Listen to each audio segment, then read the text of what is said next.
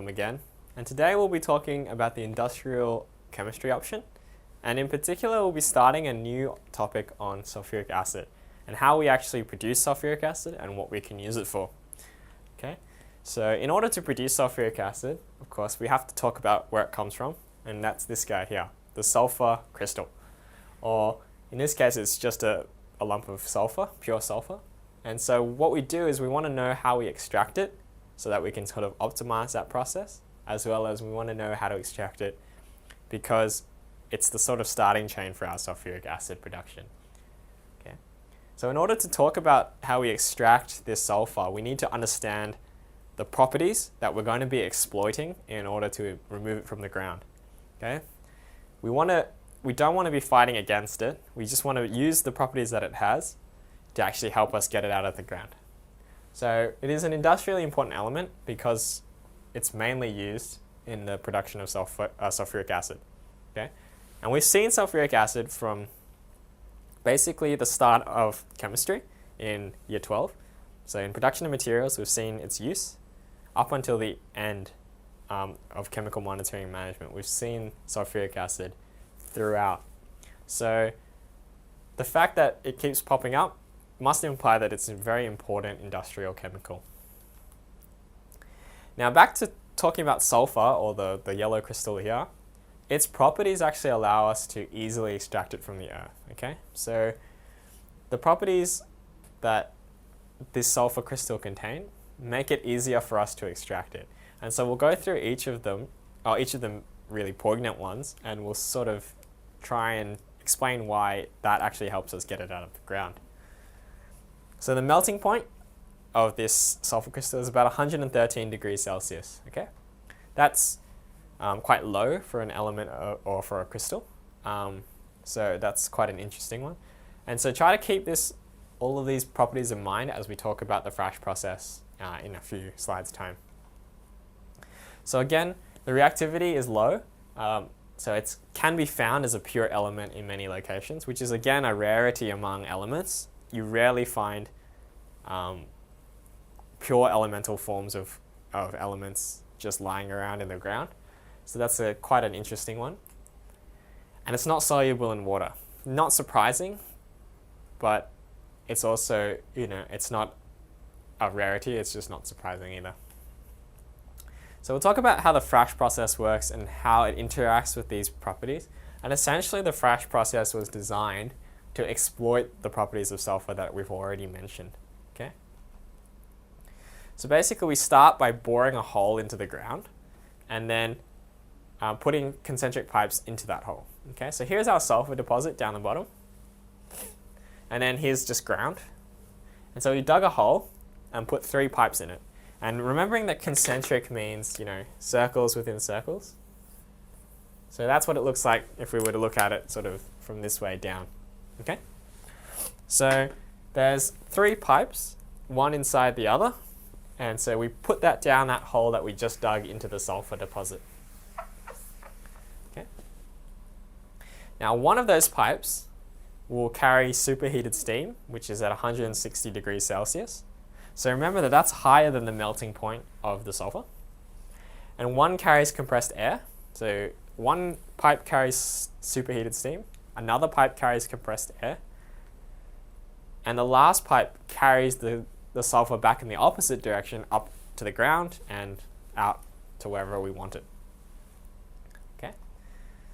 So basically we'll talk about now what actually happens. So the superheated steam is pushed into the deposit, melting the solid sulfur. So from here you can see there's crystal sulfur here. The steam hits it, and because it's hotter than the melting point, it will melt the sulfur here, and you get liquid sulfur in this deposit. So then we pump the compressed air into the deposit, increasing the pressure in this deposit, okay? And what that does is it essentially forces the sulfur back to the surface.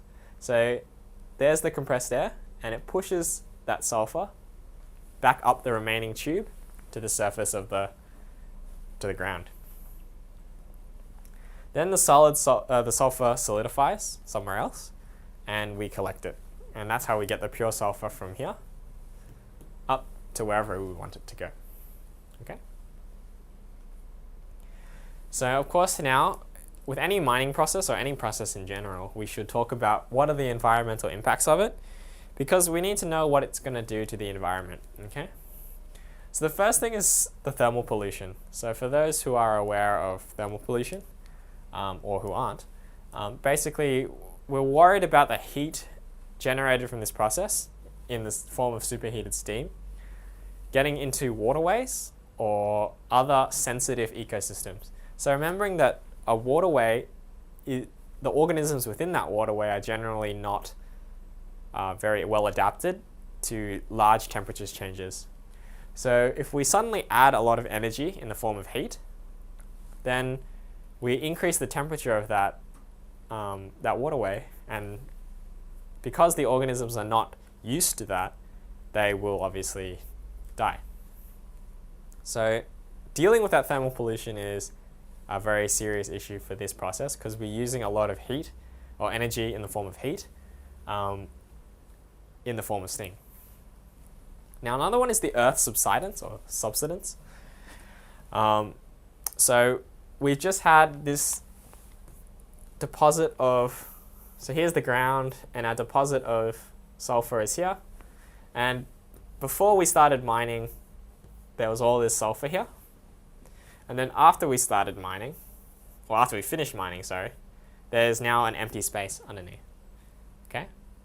Now obviously that can be an unstable situation for the ground above it, and so we have to be aware of the fact that the ground above a sulfur deposit that we've just finished mining may be unstable, and so we have to deal with that either by collapsing it or somehow filling this hole with the same chemicals, or with the same sort of densities. So we have to be aware that the Earth may become a little bit unstable above our sulfur deposit because we took out what was underneath it. We can also produce sulfur dioxide, which we should know is a contributor to acid rain, and also hydrogen sulfide, which is that rotten egg smell chemical. So there can be some odor associated with this process. Now, so how do we solve these problems? Well, basically we can allow the sulfur to cool in bins away from wastewater, away from waterways, and we can allow the wastewater to not be discharged to local waterways. So that's how we deal with the thermal pollution. We don't discharge our water to local waterways. We let it cool somewhere else and then bring it back and dump it in the waterway once it's cold, or we somehow deal with that water by recycling it or something like that. Now the production of hydrogen sulfide can be dealt with, or it can be absorbed using the Klaus process. So the Klaus process is a chemical process that we're not going to talk about in great detail. It's beyond the scope of this course. So we'll just know for now that this process can absorb hydrogen sulfide, so the smell or odor issue is not a problem. And also the energy can be reduced by using better equipment, so better pumping devices, more efficient heating elements, those kind of things. Or we can completely sort of sidestep this whole process by taking the sulfur dioxide, which we produce when we smelt metals, because remembering that when we dig out metals, we smelt them to get rid of the impurities, and a lot of those impurities are sulfur based, so we can get a lot of sulfur dioxide from smelting. And so we might as well just use it to produce sulfur dioxide, or to produce to get sulfur, rather than digging out this pure sulfur, which we're eventually going to turn into sulfur dioxide anyway. So this could be a way to sidestep the whole Frasch process, or the need for the Frasch process. So that could be a way to solve that problem. So that concludes today's lesson on sulfur extraction. So we've talked about the Frasch process and how the properties of sulfur allow us to extract it through the use of the Frasch process. And we've also talked about the environmental concerns and the solutions to those when using the Frasch process. Okay, so we'll move on to the question segment now. Identify the properties of sulfur that the Frasch process exploits and explain how they're used to extract the sulfur. Okay, so the melting point of the sulfur is 113 degrees Celsius, so that's very low. So we can use the superheated steam to melt it, and that's the first thing that we exploit. It's not reactive, which is good. So the sulfur deposits can be fairly pure, and that makes refinement easier. So once we melt the sulfur, it doesn't react that much with anything else. So that means the extraction and the refinement of the sulfur is quite easy. So that allows us to get a lot of sulfur, or a very high concentration of sulfur, very easily. And the fact that it's not soluble in water is also very useful, because we can use steam to melt the sulfur, and then because it doesn't dissolve, once it comes back out to the surface, then separating the sulfur from the steam or the water is very, very easy, because they don't dissolve in one another, so we don't have to separate them. They'll naturally separate themselves. Okay, so moving on to question 2. Outline the procedure of the Frasch process. So if you look back a couple of minutes ago, we spoke about exactly how the Frasch process worked. So we'll just review it here. So you bore a hole into the sulfur deposit, that's the first thing. Then you place concentric pipes into the hole, right? Then you pump superheated steam into the deposit through one of those pipes, followed up by compressed air once the sulfur has melted.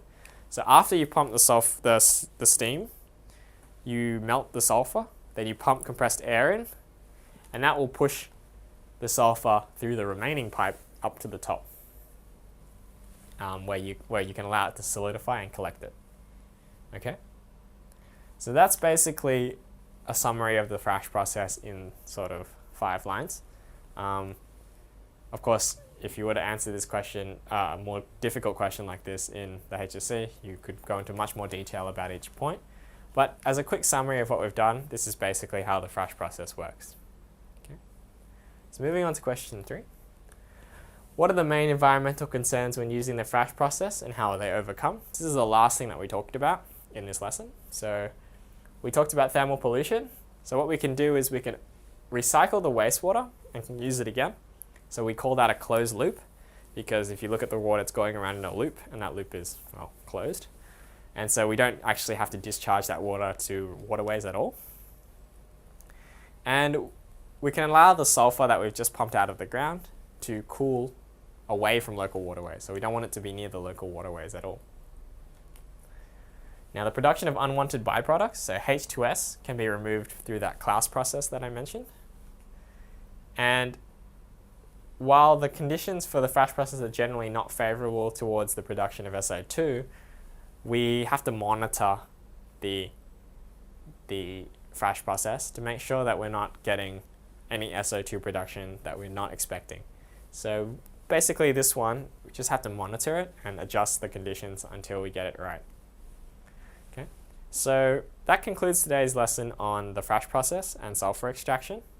And so we looked at how the Frasch process works and what properties of sulfur we can actually exploit to make it easier to dig it out of the ground. So in the next few lessons, we'll talk about how we actually produce sulfuric acid from this sulfur. And so I look forward to seeing you at our next lesson.